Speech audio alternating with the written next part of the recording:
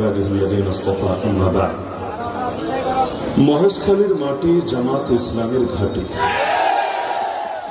আমাদের হামিদুর রহমান আজাদ ভাই এখন তো শুধুমাত্র জামাতের ইসলামের প্রার্থী নন, তিনি এখন ঐক্যবদ্ধ বাংলাদেশের প্রার্থী।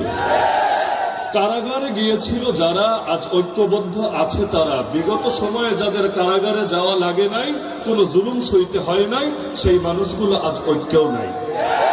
যারা আজ ঐক্যে আছে, সেই ঐক্যবদ্ধ বাংলাদেশের পক্ষ থেকে তিনি শুধু সাধারণ প্রার্থী নন, বরং আমিরে জামাতে সেই মহেশখালীতে যাকে আগামী দিনের মন্ত্রী বলে ঘোষণা দিয়েছেন, তিনি হলেন সেই হামিদুর রহমান আজাদ। আমরা ইনশাআল্লাহ আশাবাদী, এবার হামিদুর রহমান আজাদ ভাইয়ের বিজয় কেউ ঠেকাতে পারবে না ইনশাআল্লাহ।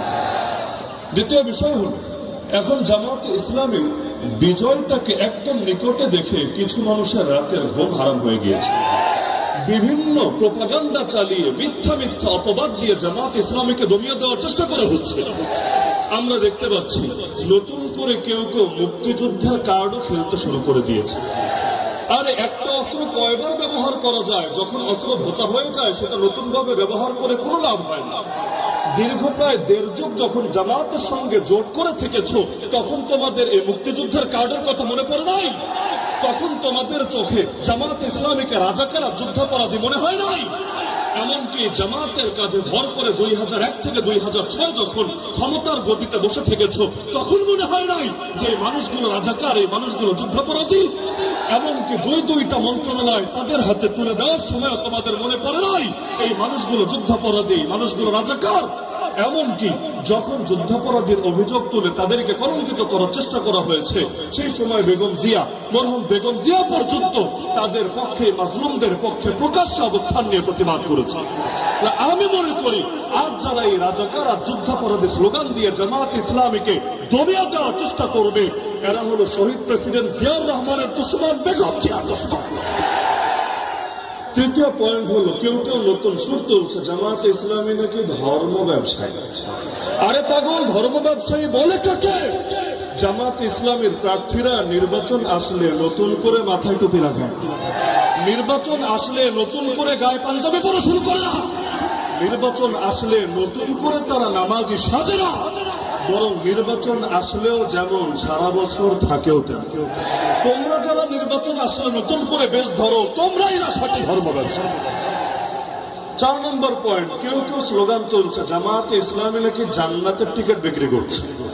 আরে হাস্যকর কথা, যদিও তাদের লোকেরা যে জান্নাতের টিকিট বিক্রি করেছে, এর ডজন ভিডিও ইতিমধ্যে সোশ্যাল মিডিয়া ছড়িয়ে পড়েছে। এর চাইতে মজার বিষয়, জামাত ইসলামী জান্নাতের টিকিট বেচবে কিভাবে? যে হারে সব জায়গায় চাঁদাবাজি চলে, জনসাধারণের হাতে টিকিট ধরিয়ে দিলেও তো ভাই জান্নাতের দরজায় যখন যাবে, সেখানেও চাঁদাবাজরা চাঁদা দিতে চলে আসে। যেভাবে সব জায়গায় দখলবাজি শুরু করেছে, ফরক তো পারলে আমাদের আখিরাতের জান্নাতেও দখলবাজি চালানোর চেষ্টা মনে হয় শুরু করে দিবে। 5 নম্বর পয়েন্ট হলো, আজকাল নতুন নতুন ফতোয়া শোনা যাচ্ছে জামাত ইসলামীকে ভোট দেওয়া নাকি হারাম। ধর্মকে কাজে লাগিয়ে ফতোয়াকে ব্যবহার করে জামাত ইসলামীকে দমিয়ে দেওয়ার চেষ্টা করা হচ্ছে। যুক্তি কি?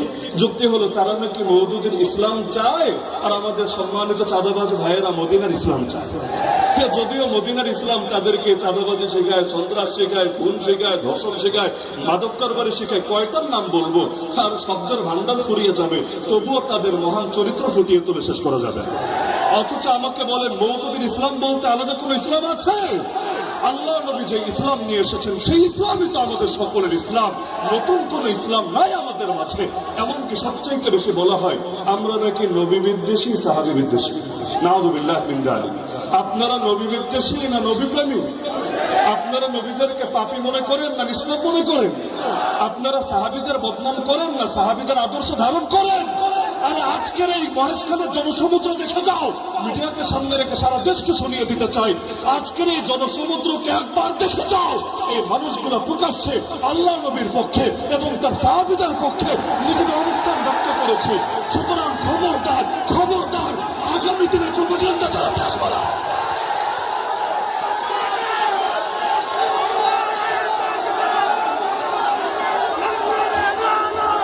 সময় কম। 6ষ্ঠ পয়েন্ট, লন্ডন থেকে এক মুফতি সাহেব নতুন নতুন কার্ড নিয়ে এসেছে। এই কার্ড সেই কার্ড, প্রতিদিন নতুন নতুন কার্ডের গল্প শোনাচ্ছেন। যখন প্রশ্ন করা হয় আচ্ছা কার্ড দিবেন ভালো কথা, কোথাও বলছে 2000, কোথাও 2500, কোথাও 5000 পর্যন্ত। আজকে কক্সবাজারে বিভিন্ন এলাকায় গিয়ে শুনলাম, তো কার্ডের টাকা আসবে কোত্থেকে? কিডনি বেচে দিবেন না রক্ত বেচে দিবেন? আজও পর্যন্ত পারছে না সুস্পষ্ট কোনো ব্যাখ্যা দিবে। পারবে কিভাবে? এটার জন্য ন্যূনতম পড়ালেখা তো লাগে। এক ইন্টার পাসের বিদ্যা দিয়ে আর কয়টা জবাব দিবে? এমনকি যদি বলেও ব্যাংক থেকে টাকা ছাপিয়ে ছাপিয়ে কার্ডের টাকার ব্যবস্থা করবে।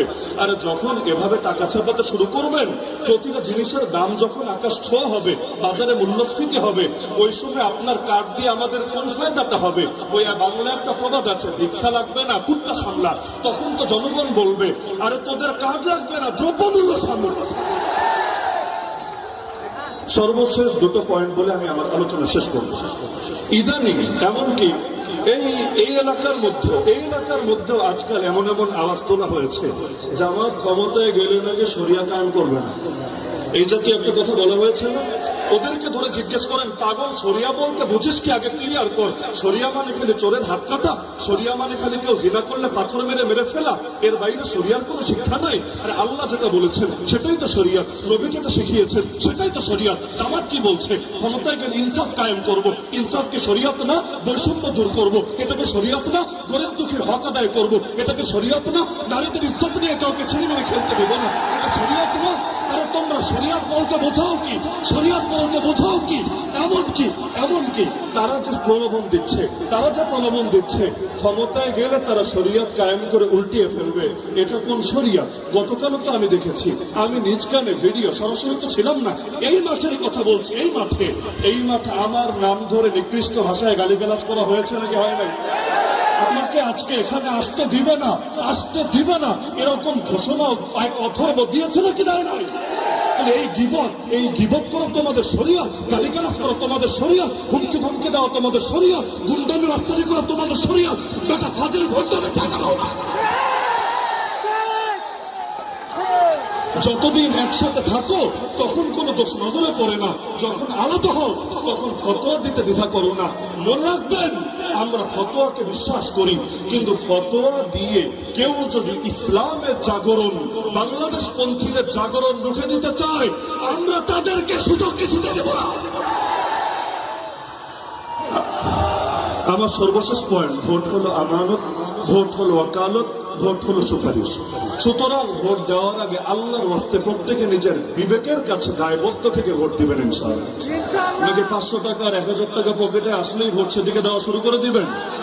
কেউ যদি টাকার বস্তা নিয়ে নামেও, ইতিমধ্যে হয়তো নেমে গিয়েছেও, টাকার বস্তা নিয়ে নামলেও যদি আপনাদেরকে 500-1000 দিয়ে বলে এটা হাদিয়া দিলাম, ভোটটা আমাদেরকে দিয়ে দিও, আপনি মাথার মধ্যে রাখবেন, হ্যাঁ হাদিয়াই যদি দাও, ঘোষণা হাদিয়াই যদি দাও, তো হাদিয়া দেওয়া সুন্নাত, হাদিয়া নেওয়া সুন্নাত, কিন্তু হাদিয়ার তো আর বিনিময় হয় না। তোমাদেরকে একটা থ্যাংক ইউ দিয়ে দিলাম, যা ভাগো, কিন্তু আমরা ভোট আজাদ ভাই ছাড়া অন্য করে দিব না ইনশাআল্লাহ। যারা আছেন সবাই কোরআনের পাখি। শহীদ আল্লামা দেলোয়ার হোসেন সাইদি রহমতুল্লাহকে ভালোবাসেন নাকি বাসেন না?